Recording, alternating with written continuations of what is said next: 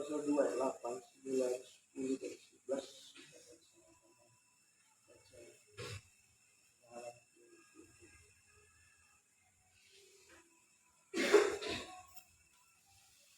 Filipi 2 8, 9, 10 dan 11. Dibaca yang ke-8. Dan dalam keadaan sebagai manusia, ia telah merendahkan dirinya dari taat sampai mati, bahkan sampai mati di kayu salib. Itulah sebabnya Allah sangat meninggikan dia dan mengaruniakan kepadanya nama di atas segala nama, Supaya dalam nama Yesus berteduh lutut segala yang ada di langit dan yang ada di atas bumi dan yang ada di bawah bumi, dan segala lidah mengaku Yesus Kristus adalah Tuhan bagi kemuliaan Allah Bapa. Haleluya. Nah, saudara kasih Tuhan, kebenaran firman Tuhan ini mengingatkan kepada kita, saudara, bahwa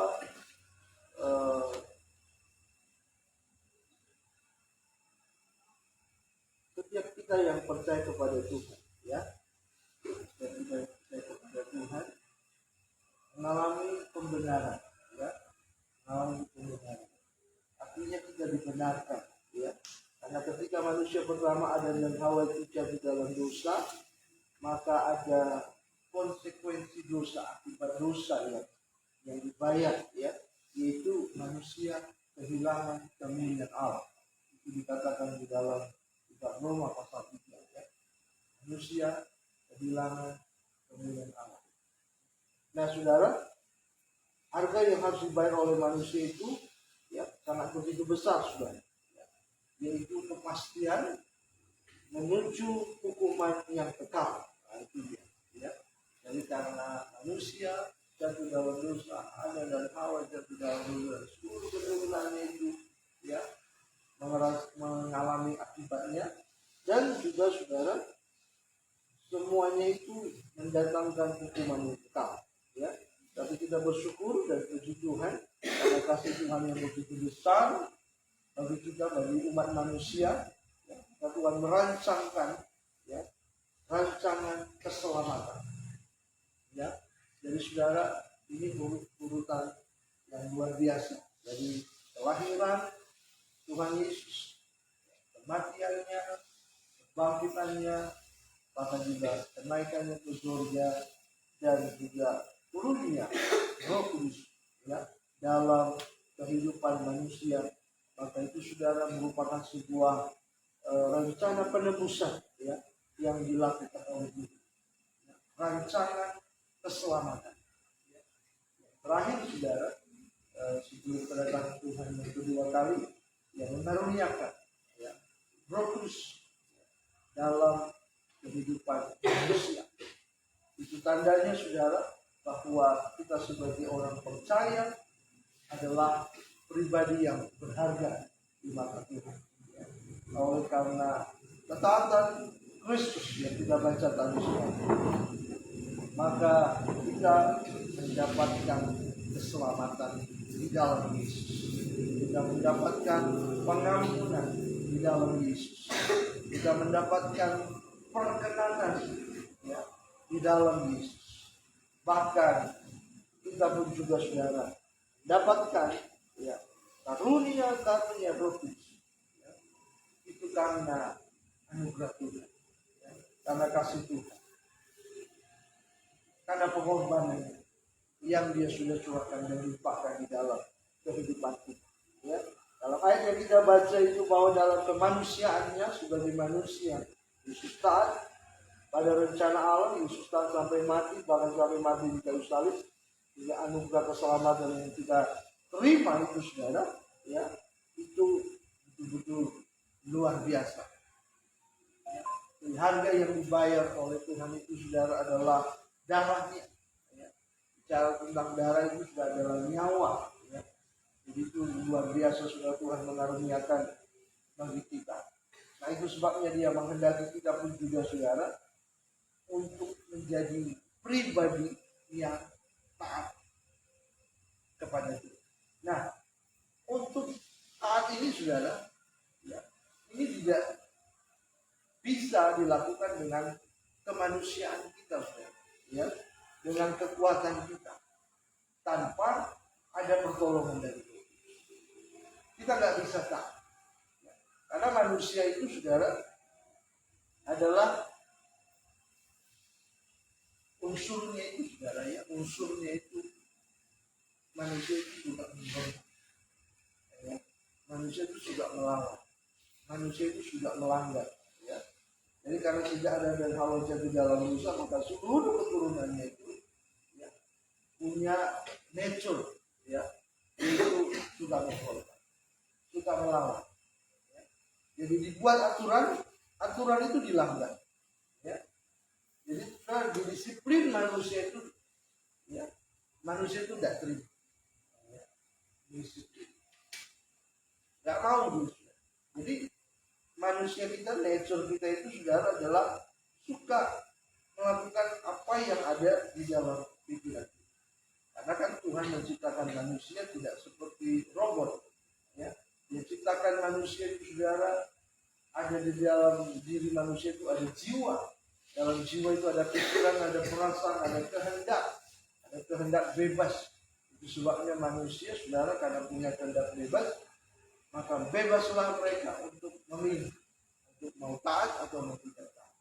Akan tetapi, saudara, kita akan bisa taat, kita akan bisa bayar harga untuk taat, ya, kalau kita dipenuhi dengan Roh Kudus, ya. Jadi kalau kita tidak dipenuhi dengan Roh Kudus, kita nggak bisa taat sama Tuhan, ya. Kita akan melenceng ke kanan, melenceng ke kiri. Kita akan jadi pengkhianat seperti Yudas kalau kita tidak dipenuhi dengan Roh Kudus. Kita nggak bisa taat. Karena itu, saudara, firman Tuhan minggu lalu saya sampaikan, saudara, bahwa Roh Kudus itu sebagai penolong yang akan mengajarkan kita dalam segala sesuatu. Itu mengingatkan kepada kita, saudara, bahwa supaya kita menjadi pribadi yang taat. Kenapa? Karena kita tahu asal usul kita, saudara. Dalam Filipi pasal 2 ini diterangkan bahwa kita diselamatkan oleh Tuhan karena ketaatan kita. Kita diselamatkan oleh Tuhan karena perancangan penebusan yang Dia lakukan di kayu salib, memberikan keselamatan dalam hidup kita. Jadi, saudara, ini luar biasa berkatnya Tuhan karuniakan kepada kita, yaitu nyawanya untuk menebus kita. Dan yang kedua, saudara, Roh Kudus yang diberikannya dalam kehidupan kita, sehingga, saudara, kita menjadi pribadi yang istimewa di mata Tuhan. Kenapa? Karena Rohnya sendiri, ya, itu menyatu dengan roh kita, sehingga kita bisa dapat menjadi pribadi yang taat. Itu sebabnya Paulus dalam kitab 1 Timotius pasal 6 dia menulis, ya, tetapi engkau hai manusia Allah, ya. Kenapa ada kalimat manusia Allah? Karena ada Roh Tuhan, ya, di dalam kehidupan kita, sehingga kita, saudara, disebut manusia Allah, ya. Kalau apa itu namanya, Iwan Fals dia bilang manusia setengah dewa, ya. Dia buat istilah ada manusia setengah dewa, ya. Maka, saudara, di dalam Alkitab manusia Allah, artinya, saudara, disebut manusia Allah karena ada Roh Allah di dalam kehidupan kita, ya. Jadi itu adalah sesuatu yang luar biasa, istimewa, yang Tuhan karuniakan kepada kita. Dia memberikan Roh-Nya dalam hidup kita. Supaya apa? Supaya kita bisa taat kepada Tuhan. Sama seperti Yesus pun juga, saudara, Dia taat sampai mati, bahkan sampai mati di kayu salib. Dalam ayat penutupnya dikatakan yang mengaruniakan, Allah mengaruniakan kepadanya nama di atas segala nama. Dan kepada kita pun juga, saudara, akan dikaruniakan mahkota ketika kita taat sampai Tuhan Yesus. Ya. Jadi, saudara, dunia yang akan kita, yang dunia yang kita jalani, saudara, akan menuju kepada kefasikan, menuju kepada yang namanya kejahatan yang akan semakin besar, ya, di mana kemurtatan, kedurhakaan itu terjadi di dunia. sebelum Tuhan Yesus datang, kedurhakaan itu saudara akan semakin meningkat. Dan itu akan menghinggapi semua orang, termasuk orang-orang Kristen. Jadi kalau kita tidak ada Roh Kudus, ya, maka sudah kita akan terdampak kepada yang namanya kedurhakaan. Kedurhakaan itu saudara, ya, bukan artinya dia langsung menjadi penentang Tuhan. Firman Tuhan mengatakan saudara, dia adalah orang yang ada di dalam bagian, di dalam kekristenan, di dalam kelompok orang percaya, tetapi dia sudah tidak lagi melakukan apa yang menjadi kehendak Tuhan. Itu disebut kedurhakaan. Kenapa dia tidak melakukan kehendak Tuhan? Karena dia mengalami kemunduran roh. Bukan kemajuan, tapi kemunduran. Ibadah sudah dilakukan hanya sekedar saja, bukan lagi menjadi prioritas, bukan lagi menjadi seperti sebuah kebutuhan. Kalau seperti kita saudara, kebutuhan kita makan, minum, makan siang, makan malam, tidak makan kita sakit. Kita jadi butuh makan, butuh kita nasi. Roh kita juga butuh, ya, persekutuan dengan Tuhan. Tetapi saudara, ada banyak orang Kristen yang sudah merasa tidak bersalah ketika dia tidak ibadah. Bahkan ketika dia lakukan ibadah itu dengan ibadah begitu, dia merasa tidak ada tuntutan, merasa biasa saja. Nah, itu pengalaman kemunduran. Dan firman Tuhan bilang itu adalah sebuah kedurhakaan. Kenapa? Karena sudah mulai mengalami kemunduran. Saul itu adalah seorang raja yang diurapi oleh Tuhan. Dia mengalami, ya, hubungan dengan Tuhan itu luar biasa. Tapi sudah ketika dia buka hati untuk dia sakit hati gara-gara, ya, mendengar suara nyanyian, ya, dari perempuan-perempuan ini Saul yang mengatakan bahwa Saul mengalahkan diri musuh, tapi dia masalah hatinya terbuka untuk sakit hati. Dan ketika dia fokus kepada sakit hati itu, dia tidak sadar bahwa Tuhan mundur dari kehidupan. Dia tidak sadar. Sehingga saudara, yang merasa sepertinya sudah, ya, dia merasa dia dekat sama Tuhan.